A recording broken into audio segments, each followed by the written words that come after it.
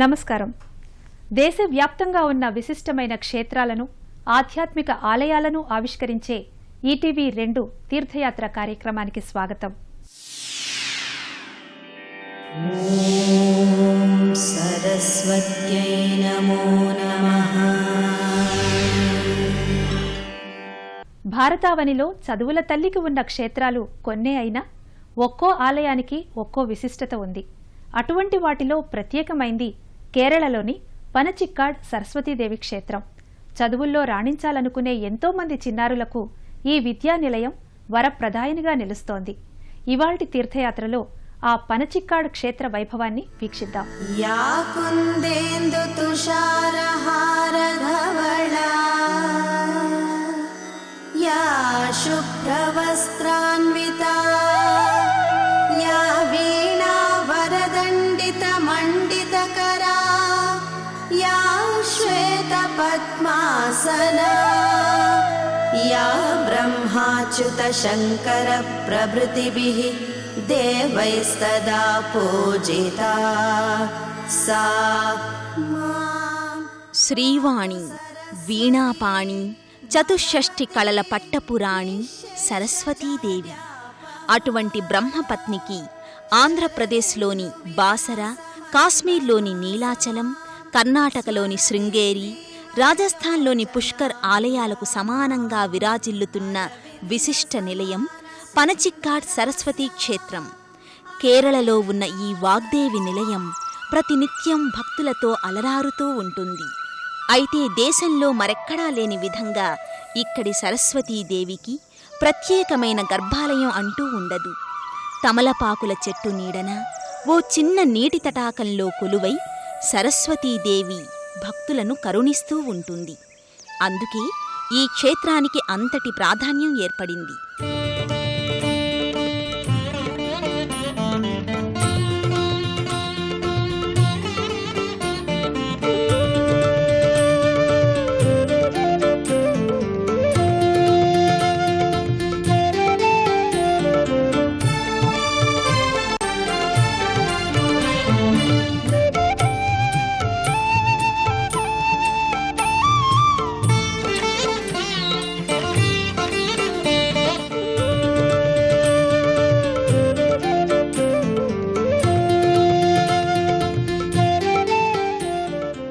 పనచిక్కాడ్ సరస్వతీ క్షేత్రం ఆవిర్భావం వెనుక ఓ ఆసక్తికరమైన కథనం ఉంది.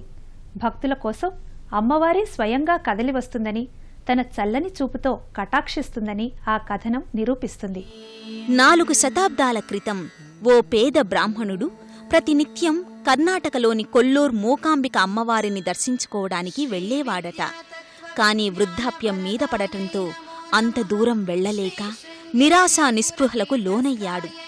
అంతటా అమ్మవారే ఆ బ్రాహ్మణుడికి కలలో కనిపించి తనను దర్శించుకోవడానికి అంత దూరం రానవసరం లేదని, సరస్వతీ రూపంలో తాను పనచిక్కాడ్లో కొలువై ఉన్నానని చెప్పిందట. ఆనాటి నుంచి పనచిక్కాడ్ ఓ దివ్య క్షేత్రంగా వెలుగొందుతోంది. అందుకే దీనికి దక్షిణ మూకాంబిక క్షేత్రం అనే పేరు కూడా ఉంది. అందుకు ప్రతీకగా ప్రతిరోజు కొల్లూరు మూకాంబికకు పూజాధికాలు ప్రారంభమైన తర్వాతని ఇక్కడి అమ్మవారికి పూజలు మొదలవుతాయి. అందుకే ఆ అమ్మవారి దర్శనం కొల్లూరు మూకాంబిక దర్శనంతో సమానమనే విశ్వాసం ఏర్పడింది. సేవ్యాయై నమో నమః.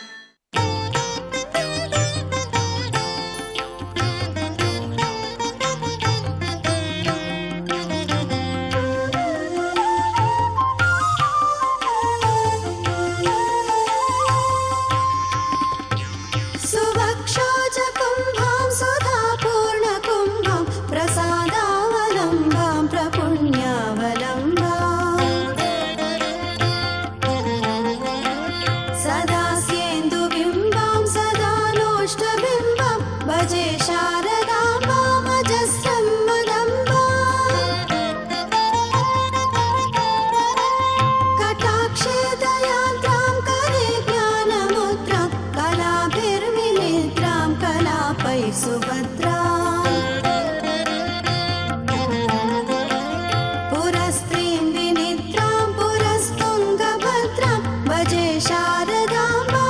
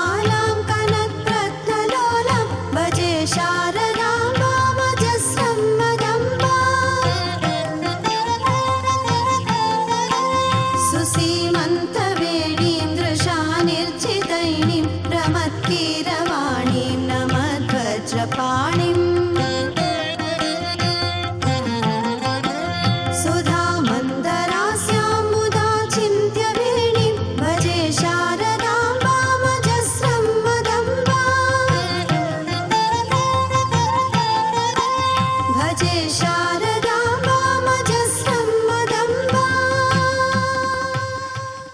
సరస్వతీదేవి కంటే ముందుగా భక్తులు ఇదే క్షేత్రంలో కొలువై ఉన్న శ్రీ మహావిష్ణువును దర్శించుకోవాల్సి ఉంటుంది.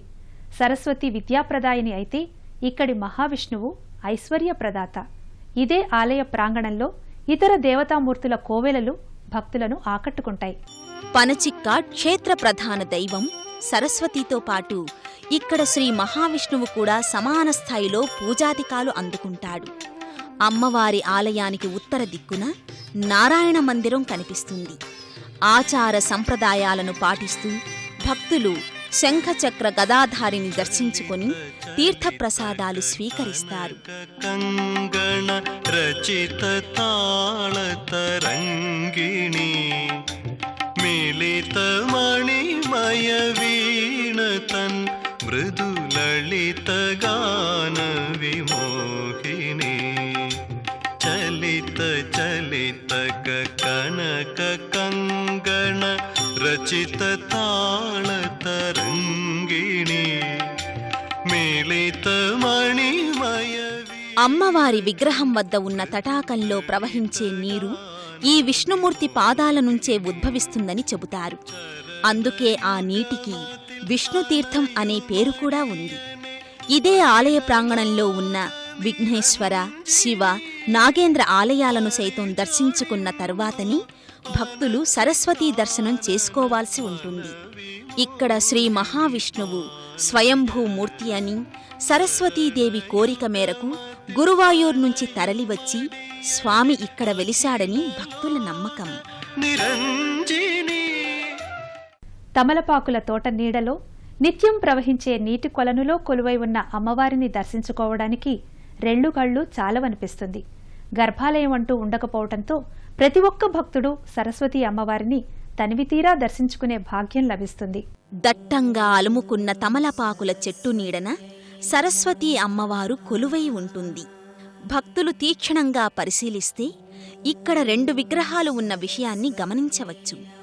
అసలైన విగ్రహం ఓ ఛత్రం నీడన తమలపాకులతో కప్పబడి ఉంటుంది. సామాన్య భక్తులు ఈ మూర్తిని దర్శించుకోలేరు. అందుకు బదులుగా మూల విరాట్టుకు ఎదురుగా ఉన్న మరో విగ్రహాన్ని దర్శనం చేసుకోవాల్సి ఉంటుంది. అభిషేకాది పూజలు కూడా ఈ మూర్తికే జరుగుతుంటాయి. ఛత్రం నీడన ఉన్న మూర్తిని పూజించేవారు అతీత శక్తులు కలిగి ఉండాలనే నిబంధన ఉన్నందున ఆ మూర్తిని ఎవ్వరూ తాకరు, పూజించరు. అందుకే నిజమూర్తికి ఎదురుగా ప్రతిష్ఠితమై ఉన్న సరస్వతీదేవి విగ్రహం నిత్యం భక్తుల అర్చనలతో దేదీప్యమానంగా విరాజిల్లుతూ ఉంటుంది. లక్ష్మీ, పార్వతి, సరస్వతి అమ్మవార్ల సంగమ క్షేత్రంగా కూడా పనచిక్కాడ్ ప్రఖ్యాతిగాంచింది. అమ్మవారి చుట్టూ ఉన్న ఈ తమలపాకులనే సరస్వతీ ఆకులని అంటారు. ఇక్కడి అమ్మవారికి అభిషేకించిన నెయ్యిని, నివేదించిన పాయసాన్ని ఆరగించే చిన్నారులు చదువుల్లో ప్రతిభాపాటవాలతో రాణిస్తారని భక్తులు విశ్వసిస్తారు. ఆ నమ్మకంతోనే సుదూర ప్రాంతాల నుంచి ఎంతోమంది పనచిక్కాడ్కు తరలివస్తుంటారు. ఇక్కడ ఇచ్చే గులాబీ రంగు కుంకుమను ధరించిన చిన్నారులకు చదువుల్లో ఎలాంటి అడ్డంకులు ఉండవని, అపారమైన ప్రతిభా పాటవాలతో రాణిస్తారని ఓ నమ్మకం. మా పేరు జయేష్. నా ప్లేస్ ఇక్కడండి, ఇక్కడ కోటయం డిస్టిక్లో. ఈ టెంపుల్ అంటే ఇది చాలా ప్రసిద్ధంగా ఉంటాయి. ఇక్కడ సరస్వతి మూర్తి టెంపుల్ ఇది. ఇక్కడ ప్రసిద్ధం అంటే దసరా పూజకు ఇక్కడ సరస్వతి పూజ చేస్తారు. ఇక్కడ అంటే అన్ని చిల్డ్రన్స్కో విద్యారంభం అంటే చడంగా ఉంటుంది. విద్యారంభం అంటే అది starting of teaching of that letters. That ఇక్కడ గురువు ఉండదు. గురువుకు అనుగ్రహం చేసే అన్ని పిల్లకాయలు ఇక్కడ దసరా రోజు విద్యారంభం చేస్తారు. ఇక్కడ చేస్తే చాలా విద్యాభ్యాసం చాలా ఉన్నతి వస్తారు. ఇది లేకుండా ఎగ్జామ్ టైంలో అన్ని చిల్డ్రన్స్ ఇక్కడ పెన్ అన్ని ఇస్తే, టెక్స్ట్ బుక్స్ అన్ని ఇస్తే పూజ చేసేస్తారు. అదని చాలా పాజిటివ్ రిజల్ట్ వస్తుంది అందరికీ. ఇక్కడ చాలా జనాలు వస్తారు. దసరా వస్తుండే ఇక్కడ ఫెస్టివల్ చేస్తారు. సరస్వతి పూజ అన్ని దసరా రోజు 1 వీక్ ఫెస్టివల్ ఉంటుంది ఇక్కడ.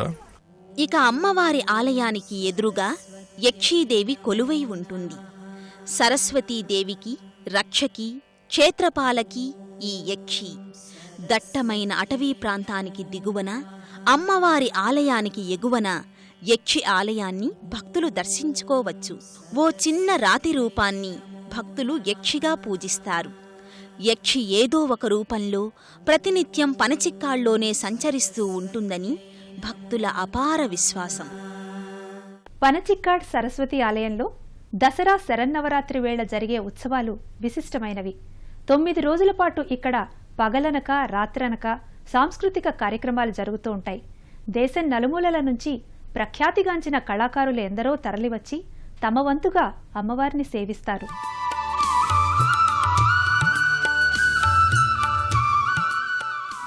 ఈ శారదా నిలయంలో శరన్నవరాత్రి వేడుకలు అంగరంగ వైభవంగా జరుగుతాయి.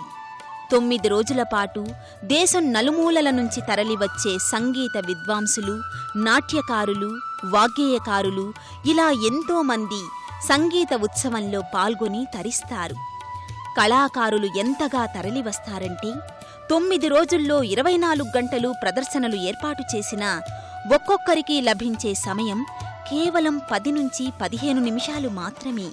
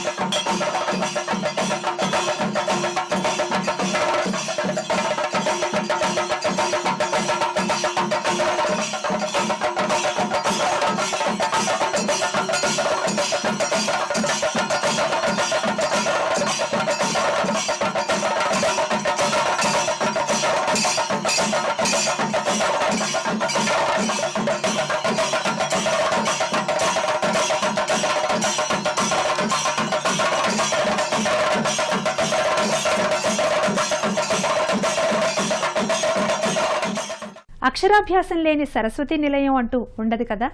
పనచిక్కాడ్లో కూడా అక్షరాభ్యాస ఘట్టం తప్పనిసరిగా కనిపిస్తుంది. ఎంతో మంది ముద్దులొలికే చిన్నారులు పలక బలపం చేతపట్టుకుని అమ్మవారి ముందు ఓం అక్షరంతో తమ విద్యా ప్రస్థానాన్ని ప్రారంభిస్తారు. ఆ విశేషాలను ఇప్పుడు చూద్దాం. సరస్వతీ నమస్తుభ్యం అంటూ అక్షరాభ్యాసం చేసే చిన్నారుల ఆనందం పనచిక్కాడ్లో ప్రతినిత్యం కనిపించే శోభాయమాన దృశ్యం. ప్రత్యేకించి శరన్నవరాత్రి వేళ మూలా నక్షత్రం రోజున అక్షరాభ్యాసం కోసం చిన్నారులు తమ తల్లిదండ్రులను వెంటబెట్టుకుని ఈ క్షేత్రానికి చేరుకుంటారు. కొత్తగా బడిలో చేరే చిన్నారులకు కూడా సుముహూర్తాలలో అక్షరాభ్యాసం చేయిస్తుంటారు.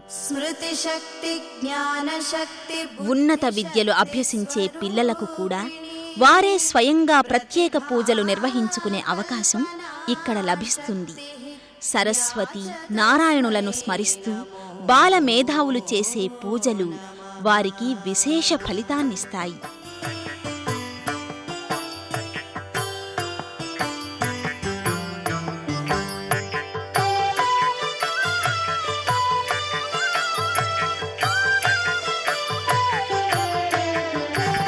मनोवृत्तिरस्तु स्मृतिस्ते समस्ता तथा वाक् प्रवृत्तिस्तु तिस्यायन्महेशी शरीर प्रवृत्तिः प्रणामः क्रिया स्यात् प्रसीद गम्यस्व प्रभो सन्ततं मे.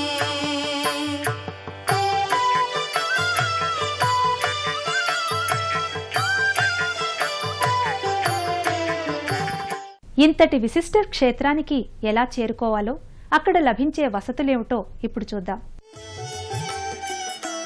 కేరళలోని కొట్టాయం పట్టణానికి 11 కిలోమీటర్ల దూరంలో ఉంది ఈ సుప్రసిద్ధ క్షేత్రం. హైదరాబాద్కు కొట్టాయం 1185 కిలోమీటర్ల దూరంలో ఉంది. త్రిచ్చూర్, ఎర్నాకుళం పట్టణాల నుంచి కొట్టాయంకు ప్రతినిత్యం బస్సులు అందుబాటులో ఉంటాయి. కొట్టాయం నుంచి పనచిక్కాడ్ చేరుకోవడానికి ప్రైవేట్ బస్సులతో పాటు టాక్సీలు, ఆటోలు కూడా లభిస్తాయి. పనచిక్కాడ్లో బస చేయడానికి ఎలాంటి వసతి సౌకర్యాలు లేవు. ఆలయ యాజమాన్యం ఇప్పుడిప్పుడే సత్రాలు ప్రారంభించేందుకు సన్నాహాలు చేస్తోంది. పనచిక్కాడ్కు 11 కిలోమీటర్ల దూరంలో ఉన్న కొట్టాయంలో యాత్రికులు బస చేయడానికి ప్రైవేట్ లాడ్జీలు తక్కువ ధరకే అందుబాటులో ఉంటాయి.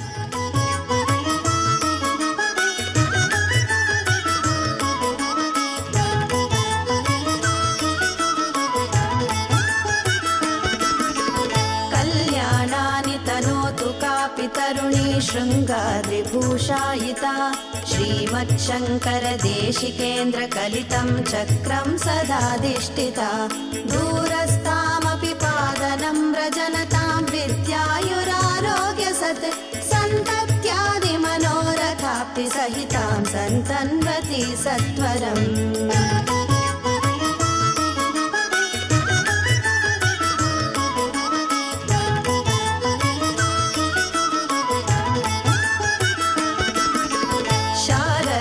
शरदिन्दु निभानन भासित निखिल दिगन्ते पारदे भव महाजलराशे पालय मां विधिकुन्ते दन्तकान्तिजित कुन्द सुमेवर कुन्तल निर्धृत भृङ्गे शान्तचित्त जन सन्तत चिन्तित कोटि चन्द्र सदृशाङ्गे.